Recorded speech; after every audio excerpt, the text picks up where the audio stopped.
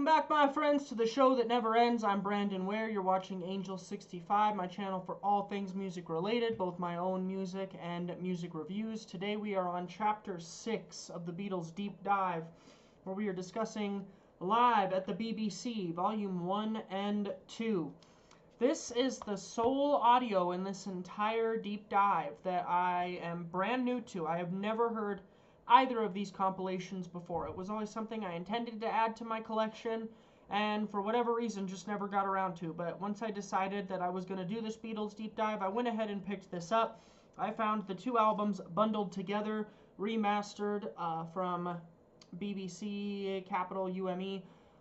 This whole package was about $46, so what you get is a slipcase, and then you get both of the albums remastered, so the original 1994 compilation and then its 2013 sequel, and obviously the packaging has been designed to match the Beatles 2009 remaster digipacks, although as you can see they are quite a bit thicker to accommodate the ginormous booklets that each of these come, because these both have extensive notes detailing when the songs were performed, where, when they were broadcast, and just some historical context for each performance. So the notes alone make this a fascinating thing to own.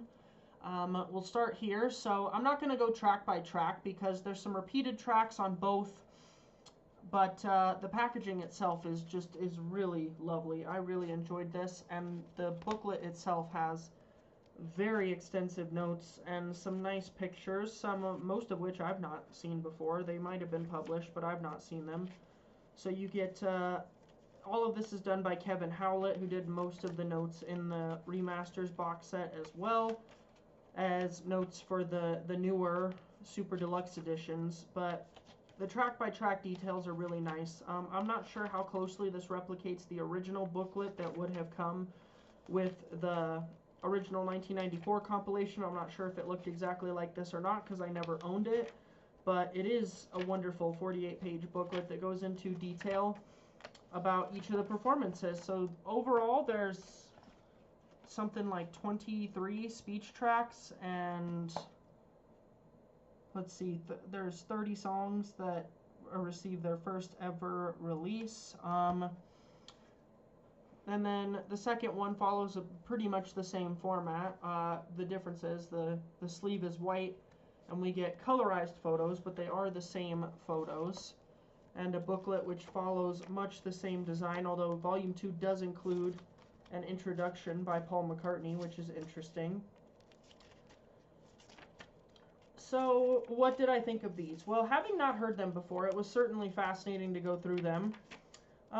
This certainly focuses on the beginning of the Beatles' career, so between 63 and 65, and in fact some of the recordings even predate their first single release, so that makes it interesting that they were introduced on radio before they were introduced via an official recording.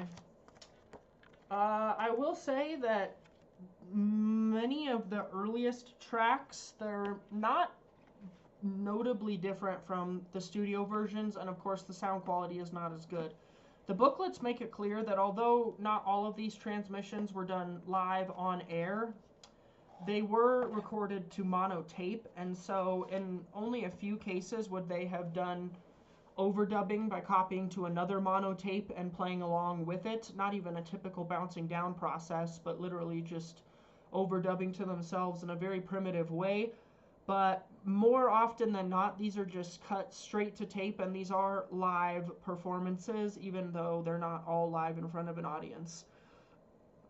I think the thing that makes it particularly fascinating is the speech tracks, just to hear them interact with the radio DJs and to just hear them lean into the charisma that they're known for. That's always good fun, and just to hear them sound like they're having fun. Were they genuinely having fun? I don't know. But this is a group that knew how to promote themselves and knew how to be endearing to an audience.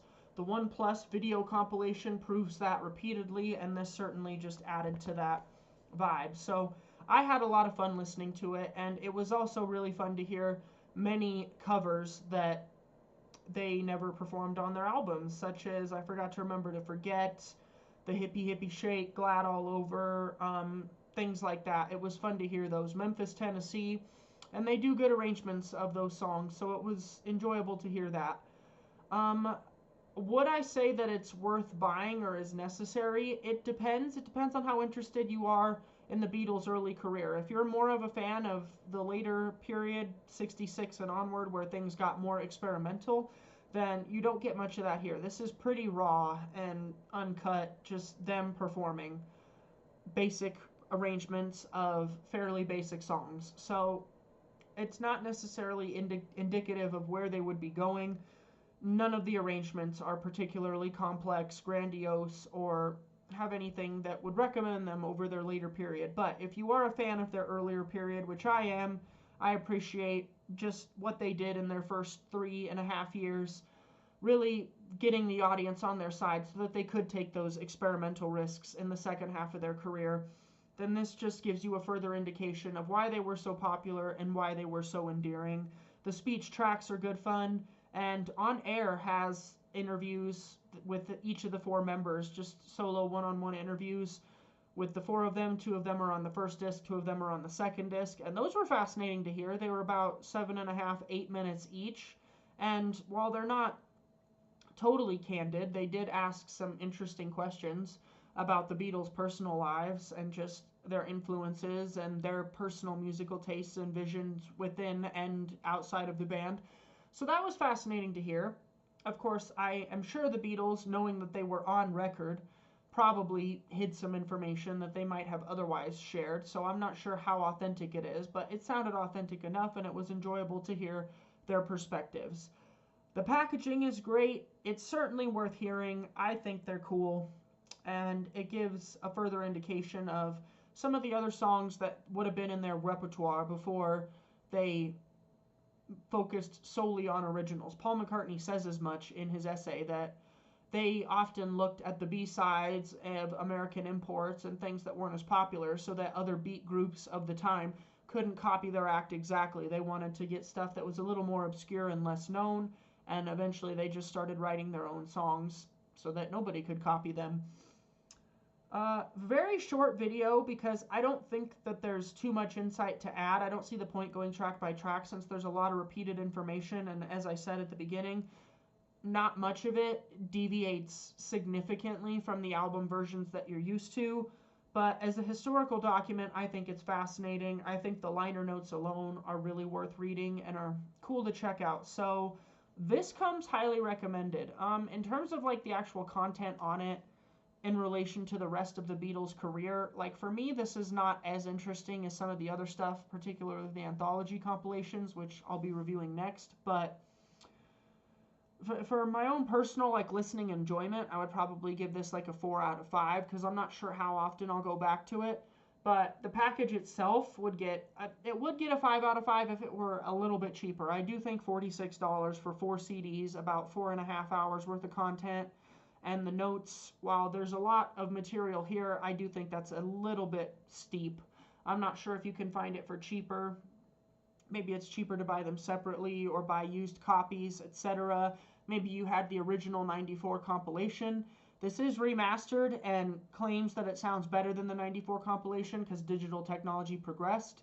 I've never heard the original 94 CD compilation, so I can't comment on that. And of course, On Air Volume 2 would have been freshly repressed, as it was made in 2013. But I enjoyed it. At the price I paid for it, $46, it gets a 4 out of 5. At around $36, it would have been more worth it. In terms of how do I like the content, it gets a 4 out of 5. But worth checking out and very interesting, as I've never heard any of this before. So that was really cool. Very short video. I thought maybe I'd have more to say, but I don't think there's too much insight I can provide here. Check it out if you're interested in the earlier part of their career and just want to hear them showing their charisma. And there's that. Okay. That's all for now. Let me know your thoughts. Bye-bye.